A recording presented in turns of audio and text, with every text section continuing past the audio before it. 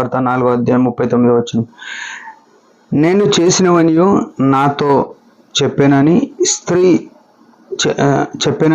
సాక్ష్యమిచ్చిన స్త్రీ యొక్క మాటను బట్టి ఆ ఊరిలోని సమరయులలో అనేకులు ఆయన యందు విశ్వాసం ఉంచిరి. ప్రియమైన వాళ్ళారా, యేసు ప్రభు ఈ లోకంలో ఉన్నప్పుడు సమరయ గ్రామానికి వెళ్ళినాడు, సమరయ స్త్రీని దర్శించినాడు. అది మనం చాలాసార్లు చదివిన మాట. అయితే ఇక్కడ జరిగిన విషయం ఏంటంటే, సమరయ స్త్రీ చెప్పిన మాట ఏంటంటే, సాక్ష్యం ఇచ్చిందంటే ఏమని? నేను చేసినవన్నీ నాతో చెప్పానని సాక్ష్యం ఇచ్చిన స్త్రీ యొక్క మాట.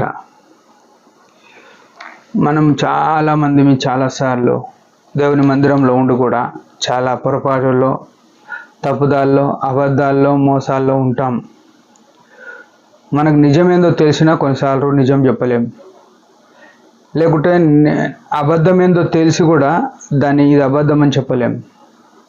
ఇటువంటి విషయాల్లో కొనసాగుతాం. ఏమనుకుంటామంటే ఈ చుట్టూలో ఎవరు చూస్తలేరులే అనుకుంటాం.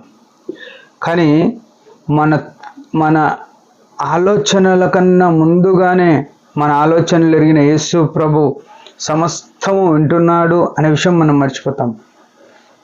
ఈ స్త్రీ ఈ విషయం ఏం చెప్తుంది? ఆమె ఎట్లా ఉంది అంటే 5 మంది భర్తలతో, అంటే 5 మందితో ఆమె అక్రమ సంబంధంలో ఉంది, వివాహ సంబంధం లేదు. లేకుంటే 5 మంది భర్తలు అంటే అందరినీ వదిలేసుకుంటూ వచ్చి 6వ ఆయన దగ్గరకు వచ్చింది.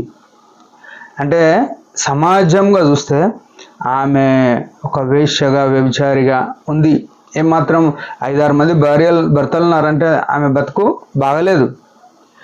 అంటే ఈ 5-6 మంది భర్తల విషయము ఎవరికి తెలుసు? ఆమెకే తెలుసు. ఇంకా ప్రపంచంలో ఇంకో వ్యక్తికి తెలియదు. ఒక స్త్రీ ఎవరితోనైనా ఎట్లాంటి సంబంధం ఉండాలంటే ఆమెకు మాత్రమే తెలుసు, వేరేళ్ళకి ఎవరికి తెలియదు. అట్లాంటి ఈ రహస్యమైన సంబంధాన్ని యేసు ప్రభు బహిర్గతం చేసినాడు. యేసు ప్రభు అంటే ఎంత సత్యమైన దేవుడు, ఎంత నిజమైన దేవుడు, ఎంత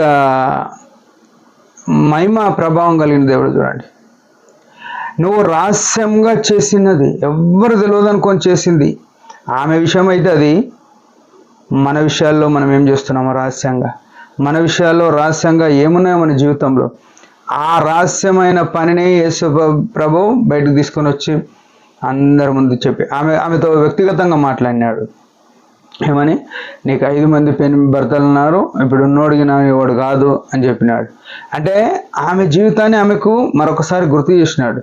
మన జీవితంలో మన తప్పులు తన వాక్యం చేత, తన సంఘంలో తన రక్తం చేత విమోచింపబడిన ప్రజలతో మాట్లాడినప్పుడు మనం సరి చేసుకోం. ఇది వచ్చిన మన జీవితాల్లో వచ్చిన నష్టము, తప్పిదం. మనం సరి చేసుకోం. ఆమె ఏం చేసింది? నిజమే అని తన ఊరిలోనికి వెళ్ళింది, ఆ కుండ విడిచిపెట్టి. తాను ఏం చేసిందంట? ఊరిలోనికి వెళ్ళి సాక్ష్యం ఇచ్చింది. నేను చేసినవన్నీ నాతో చెప్పాను ఈయన అని చెప్పింది కాబట్టి, ఆమె సాక్ష్యం చెప్పింది కాబట్టి ఆ ఊరిలోని సమరయల్లో అనేకులు దేవుని యొక్క శిష్యులుగా మారినారు, యేసు ప్రభునందు విశ్వాసం ఉంచినారు. ఈనాడు దేవుని మందిరానికి విశ్వాసంగా అనేకులు రాకపోవడానికి గల కారణం ఏంటంటే, మనం ఉన్నట్టు చెప్పుకొని బతకట్లేదు, అబద్ధములతో బతుకుతున్నాం, మోసంతో బతుకుతున్నాం. యేసు ప్రభు మనకి ఏవైతే చేసినాడో, మనం ఏవైతే చేసినాయి యేసు ప్రభు నాకు చూపించినాడో అని అనేకులకు సాక్ష్యం ఇవ్వలేకపోతున్నాం. మన మోసాలు, మన అబద్ధాలు, మన దుష్ట చూపులు అన్నీ కప్పేసుకొని బతుకుతున్న కారణాన సంఘంలోని కొత్త వాళ్ళు వస్తలేరు, వచ్చిన వారు కూడా వెళ్ళిపోవడానికి గల కారణం ఇది. అంటే యేసు ప్రభు సత్యమైన దేవుడు, ఆయన రహస్యాలు బయటపరిచే దేవుడు.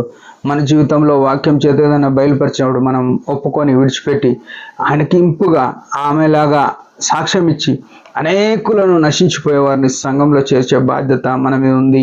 అట్లున్నట్లు ప్రభు మనకు సాయం చేయను గాక. చిన్న ప్రార్థన. పరమ తండ్రి యేసు ప్రభు నామములో వందనాలు. సమరయ స్త్రీని దర్శించినావు. ఆమె జీవితం నువ్వు చెప్పిన మాట ప్రకారం సాక్ష్యంగా ఉంది. తను సరి చేసుకొని సాక్ష్యం ఇచ్చి అనేకులను రక్షణలను నడిపించింది. మేము కూడా మా పతనాలు చూపించబడ్డప్పుడు సరి చేసుకున్నట్టు కృపనీయండి. అనేకులను రక్షణలను నడిపించడానికి సాక్ష్యం ఇచ్చినట్లు కృపనీయమని యేసు ప్రభు నామంలోనే ప్రార్థించి అడిగి వేడుకుంటున్నాం తండ్రి. ఆమెన్. మీరందరి పరిచయం గురించి బాగా ప్రార్థన చేయండి. Praise the lord.